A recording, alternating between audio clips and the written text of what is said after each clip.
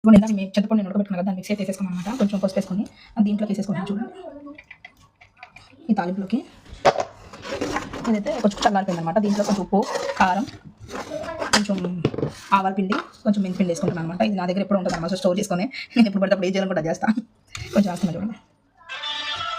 ఆవాల పిండి అయితే ఎప్పుడైనా సరే పచ్చళ్ళు ఎక్కువ వేసుకోవచ్చు, కానీ మెంతిపిండి మాత్రం కొంచెం వేసుకోవాలన్నమాట. నేనైతే కొంచెం వేసుకుంటున్నాను, అది చేదు వచ్చిందని. దీంట్లోకి నేను కారం కూడా చేసుకుంటున్నాను. కారం తగినంత, సాల్ట్ తగినంత అయితే వేసుకోవాలన్నమాట. సరిపోయింది అనుకుంటున్నాను నేనైతే. దీంట్లో అయితే నేను సాల్ట్ వేసుకుంటున్నాను అనమాట. నేను ఎక్కువ టాటా సాల్ట్ వాడతాను అనమాట. మా ఇంట్లో నేను టాటా సాల్ట్ వేసుకుంటున్నాను. తగినంత వేసుకుని ఎక్కువ వేసుకుంటే కష్టం అయితే వల్ల ఇట్లా చేసుకోవచ్చు, లేకపోతే చిక్కుడులోకి అది పెట్టేసుకోవచ్చు అనమాట. నాకైతే ఇట్లా ప్రాసెస్ తక్కువ అయిపోతుందని నేను చేస్తాను అనమాట. ఇక చిక్కుడుకాయలు అయితే కూల్ అయిపోయింది అనమాట, చల్లగా అయిపోయింది. ఇప్పుడు దీంట్లో అయితే వేసేసుకుందాం చిక్కుడుకాయలు వేసుకుందాం. Mixing time. పచ్చడి ఇప్పుడు చూస్తే ఇప్పుడే నోరు అయిపోతుంది నాకైతే.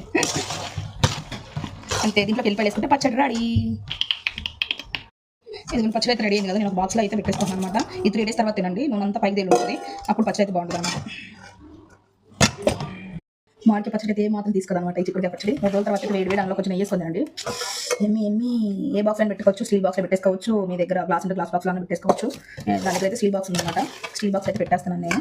3 days తర్వాత అయితే ఎమ్మి తినేస్తాను. ఈ పచ్చడి మీకు నచ్చినట్టు ఇంట్లో కూడా ట్రై చేసుకోండి అనమాట. చికెన్ సీజన్ కాబట్టి ఇది. నా వీడియో కనుక మీకు నచ్చినట్టయితే ప్లీజ్ ఫాలో కొట్టండి. ఇన్స్టాగ్రామ్లో, ఫేస్బుక్లో కూడా ఫాలో కొట్టండి. యూట్యూబ్ అయితే సబ్స్క్రైబ్ చేసుకోండి. Thank you so much. Next వీడియోలో కలుద్దాం. Bye bye.